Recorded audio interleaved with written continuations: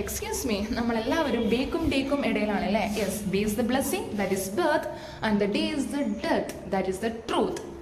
Yes, blessing ആണ് birth എന്നാൽ, ജനനം എന്നാൽ. പല ആളുകൾക്കും അത് കുറച്ച് കഷ്ടപ്പാട് തന്നെ ആയിരിക്കും.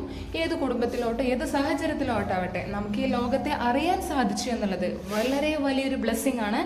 ആൻഡ് ദ ഡെത്ത്, അതൊരു സത്യമാണ്. ആരും ആ സത്യത്തെ ഒരിക്കലും തിരഞ്ഞെടുക്കാതിരിക്കുക. അത് എന്തായാലും നമ്മളിലേക്ക് വന്നു ചേരുക തന്നെ ചെയ്യും. അതിനിടയിൽ ഒരു സി ഉണ്ട്, ദാറ്റ്സ് അവർ ചോയ്സ്.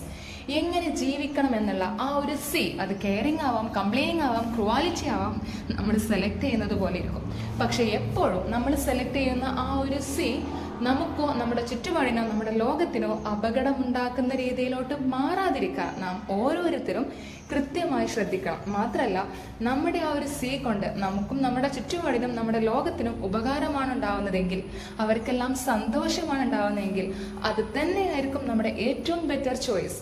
എല്ലാവർക്കും ഐസക് ന്യൂട്ടൻ ആവാൻ പറ്റില്ല, ബട്ട് നമുക്ക് നമ്മളാവാൻ പറ്റും. നമ്മളായി തന്നെ ലോകത്തിനും ചുറ്റുപാടിനും നമുക്കും ഉപകാരങ്ങൾ മാത്രം ചെയ്യുക. നമ്മളെ സ്നേഹിക്കുക, നമ്മുടെ ചുറ്റുപാടിനെ സ്നേഹിക്കുക, இந்த വേൾഡിനെ സ്നേഹിക്കുക.